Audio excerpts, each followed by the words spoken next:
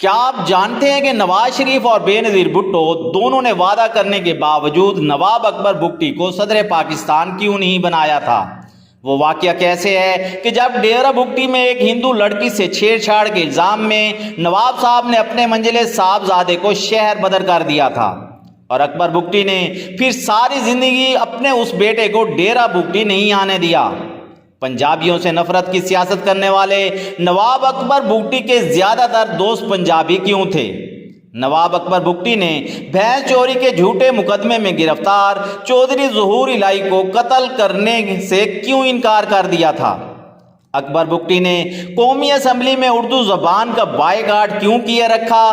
نواب صاحب نے میاں والی جیل میں قید پنجاب کے بدنام زمانہ بدماش چراغ بالی پر کیا احسان کیا تھا؟ اور ہاں، فوجی آپریشن کے بعد نواب اکبر بگٹی کی لاش کو تابوت میں بند کر کے اس پر بڑے بڑے تالے کس کے حکم پر لگائے گئے تھے؟ آج کی ویڈیو میں بلوچ قوم پرستوں کی ریڈ لائن سمجھے جانے والے سابق چیف منسٹر اور گورنر نواب اکبر شہباز بگٹی کے دلچسپ فیکٹس آپ تک شیئر کیے جائیں گے جو ان کے ساتھ دفن ہو گئے۔ آپ دیکھ رہے ہیں اردو الرٹس اور میں ہوں ڈاکٹر عرفان عزیز۔ میرے انسٹا اکاؤنٹ کا لنک آپ کو ڈسکرپشن میں مل جائے گا۔ مشرف دور میں جب بلوچستان میں ایمرجنسی تھی تو ایسے میں ایک روز اخبار کا فوٹوگرافر چھپتے چھپاتے نواب اکبر بگٹی کے پاس پہنچا۔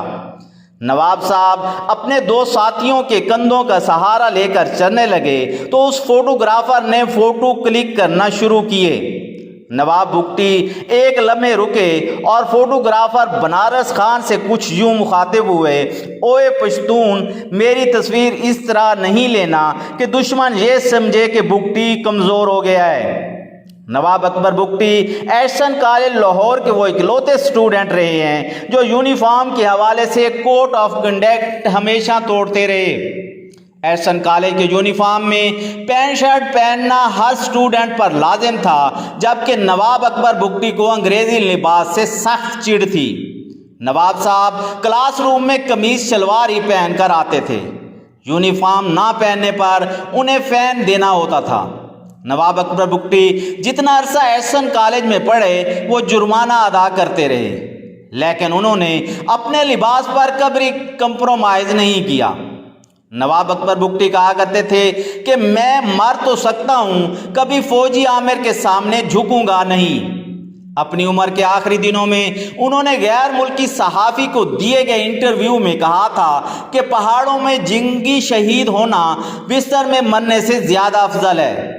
نواب اکبر بگٹی نے 3 شادیاں کی۔ کہا جاتا ہے کہ ان کی ایک بیوی بگٹی بلوچ، دوسری پٹھان اور تیسری سندھی تھی۔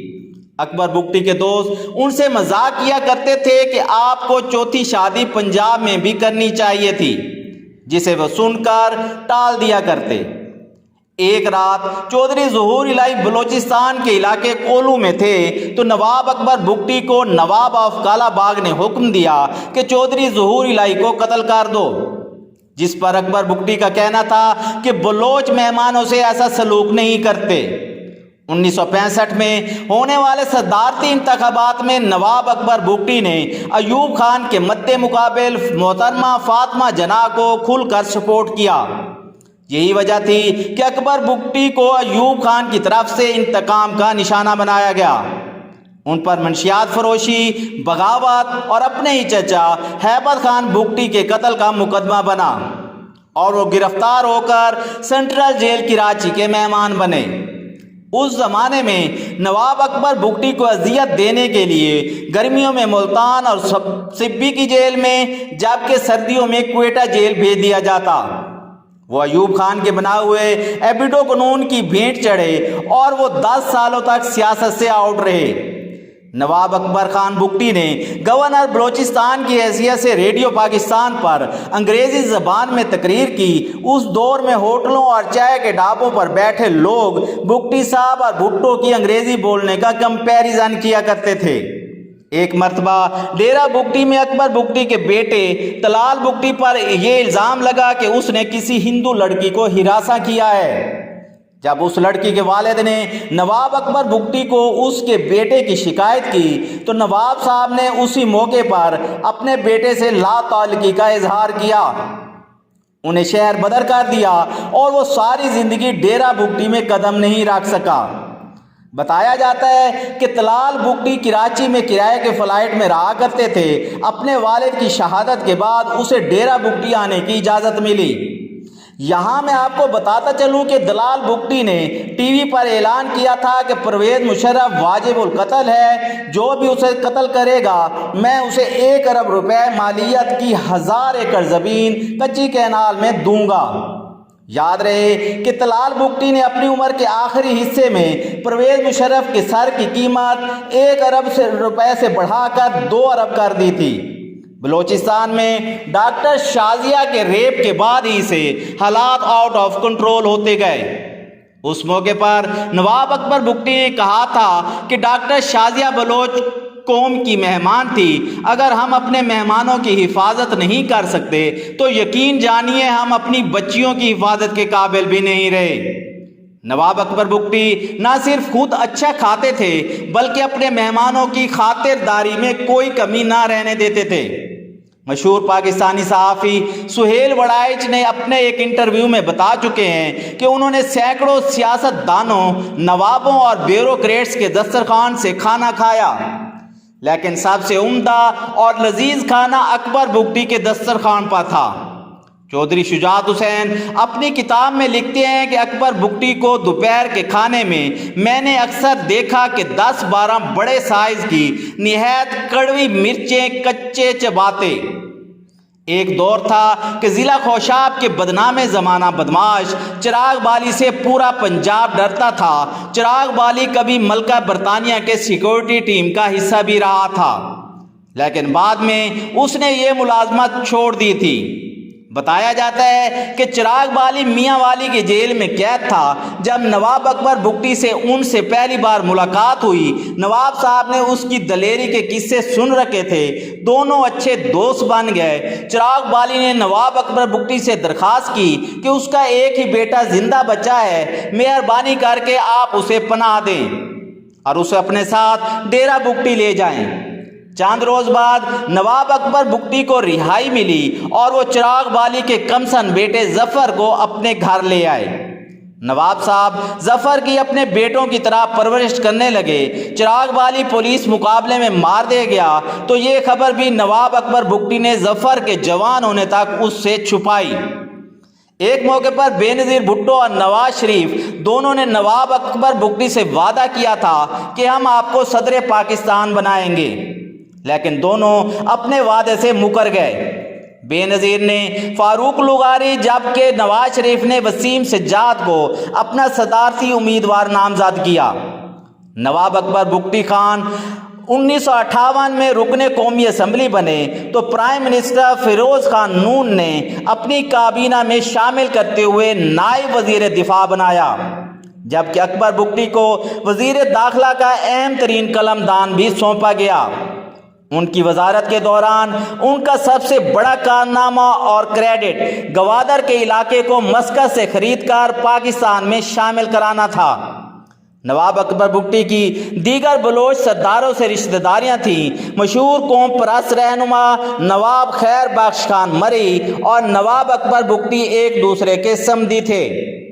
خیر بخش مری کے بیٹے ہمایوں مری نواب اکبر بگٹی کے داماد تھے۔ اکبر بگٹی کی شخصیت میں وجاہت ایسی تھی کہ مولانا طارق جمیل صاحب نے ایک تقریر میں کہا تھا کہ میں نے بڑے بڑے بادشاہوں سے ملاقات کی مگر اکبر بگٹی جیسی پرہیبت اور رعبدار شخصیت نہیں دیکھی۔